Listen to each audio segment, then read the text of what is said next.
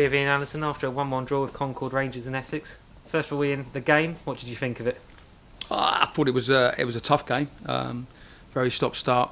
I think there seemed to be a lot going off all over the park, which was stop-start. There was no continuity about the game, and I think you'll cover it in a bit. There's a lot of controversial decisions that some went our way and not particularly many, but a lot seemed to go Concord's way. But I thought our players showed great character to stay in the game first and foremost, to go down to 10 men, which was a total injustice, and then to show the character to come back and get a draw, and we could have won it in the last minute. So fabulous from our players. Just lost their way for 10-15 minutes, I felt, just before half time with the penalty.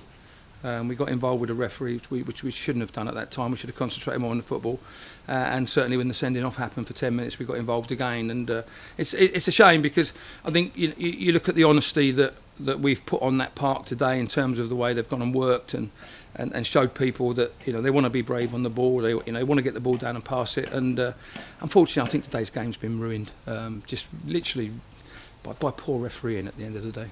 Talk about that fight. It was a lovely equaliser from Dave Deju, wasn't it? Great header, great ball in from Luke, and a great header. But we had 2 or 3 chances in that last 15-20 minutes. When we went down to 10 men, we changed our shape slightly. But great character to the players. It's all season. We've been like that, even in pre-season in some of the tough games. So we spoke about that at half time, that we've got lots of potential in the side, and we've got to use that, and we did that. And we had to ride our luck a little bit on 1 or 2 occasions once we went down to 10 men, because James was a massive player in the heart of our defence, because Alex Wall's always going to be a handful. Whoever you play against is going to be a handful, and James, I felt, played him really well. So to lose him at that stage was a bit of a blow. But as I say, the players have done great. Michael's had to make a save late on. I think it hit him in the face, to be fair. So he won't do him any harm from that side of it. So, but no, I'm just really pleased that we've come back and got something out of it, because, as I say, it was just probably, as a spectacle, it probably wasn't enjoyable. Fair to say a couple of decisions went against us today. I think there was, and the one thing that you've got now is with all this live streaming, people are gonna see the events and the actions and the decisions that are taken. Where in the past we've probably not had the quality. It's always done a highlight show. Where today, I think 1 or 2 people have already said that the Twitter's gone mad with some of the decisions that was given.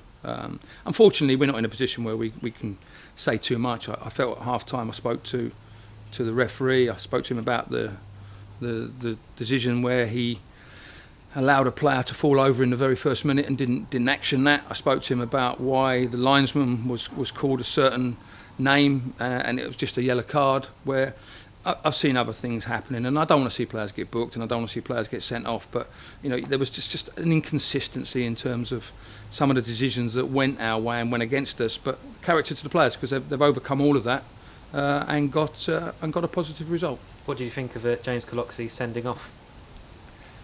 It's not sending off. It's 2 players that have come together. James has won the ball and knocked it against Alex Wall's shin. Alex Wall's gone down. I actually thought that the referee was going to show Alex Wall a second yellow card. And when he actually sent James off, I was astounded as much as anybody. Again, it's one of those that's unfair, because it's 2 yellow cards. We can't appeal, and it just takes away that James has been outstanding this year. And he's come back a real proper leader, a header of a football, and he's been outstanding, and he didn't deserve that today, because now he can't play next week against Ebbsfleet, which is a shame, because he deserves to be playing next week.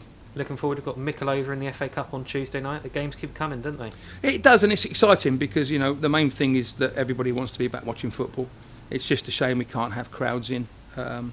Probably right today we've not had any crowds in, because I think they would have been astounded with some of the performances that are seen out there from the man in the middle. But as I said, hopefully we've got probably 250, 300 people watching the live stream, and they'd have seen what I've seen at the end of the day. It says the performance wasn't good enough, and all I can do is speak to our secretary, and we will do the right in terms of the report that we'll put in, and we'll ask the question, why are we allowed to have a game at this level, and the officials. I'm not saying official, I'm saying the referee hasn't been good enough, and it's as simple as that. And if anyone wants to challenge me on it, I'll sit down with anyone and I'll go through that 96, 97 minutes and pick all the things that are wrong.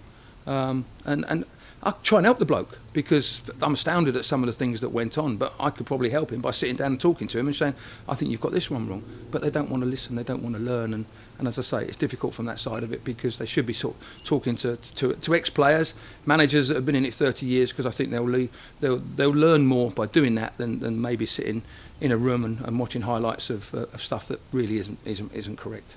Brilliant. Thank you very much, Ian.